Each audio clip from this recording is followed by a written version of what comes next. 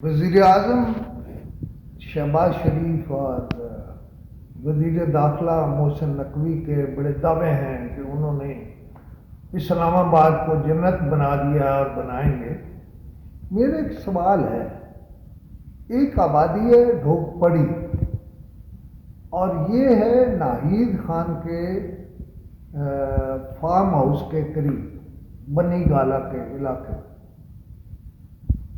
بنیادی طور پر یہاں زمین لاکھوں کے حساب سے بک رہی ہے اور ڈھوک پڑی کے نام سے ایک نئی آبادی، کچی آبادی وجود میں آ رہی ہے۔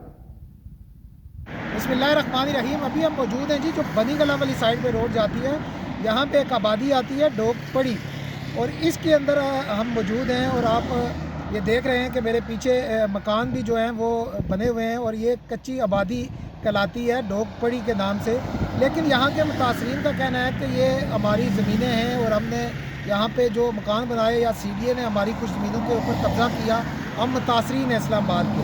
لیکن سی ڈی اے کے افسران کا کہنا ہے کہ یہاں پہ آپریشن ہوتے رہتے ہیں اور ہم آپریشن بھی کرتے رہتے ہیں۔ جن لوگوں کے عدالتوں میں کیس چلتے ہیں وہ تو کیس چل رہے ہیں، لیکن اس کے علاوہ اگر یہاں پہ کوئی بھی نئی تعمیری کی جاتی ہے مکان تو اس کو فوری گرا دیا جاتا ہے اور ان کے خلاف ایکشن لے لیا جاتا ہے۔ لیکن سی ڈی اے کی طرف سے یہ جو نظر آ رہا ہے پیچھے مکان جو تعمیر ہو رہے ہیں یا جو ہوتے ہیں، اس کے خلاف سی ڈی اے یا ڈی ایم اے یا انتظامیہ کی طرف سے کوئی بڑا ایکشن نظر نہیں آتا، اور یہاں پہ جو ایک یا دو تین مکان کرتے کرتے یہاں پوری کچی آبادی بن چکی ہے، اور اس کے خلاف چیف کمشنر اور ڈی سی اسلام آباد کو نوٹس لینا چاہیے۔ اور یہ کچی آبادی کیوں وجود میں آ رہی ہے؟ کیا سی ڈی اے صرف بیان بازی کرے گا یا یہاں ایکشن کرے گا؟ اور یہاں ایکشن کرے گا تو کب کرے گا؟ اس ڈھوک پڑی کو روزانہ کی بنیاد پر زمین کو بیچا جا رہا ہے متاثرین اسلام آباد کے نام پر۔ یہ کون ٹھیکیدار آ گئے ہیں متاثرین اسلام آباد کے نام پر؟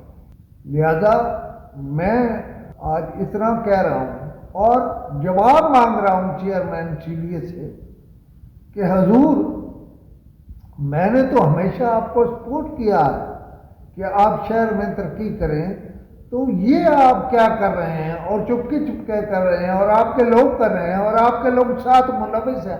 کون ملوث ہے؟ کرائیں اس پہ کام اور آؤٹ کریں، انہیں نکالیں نوکریوں سے۔ خدا حافظ۔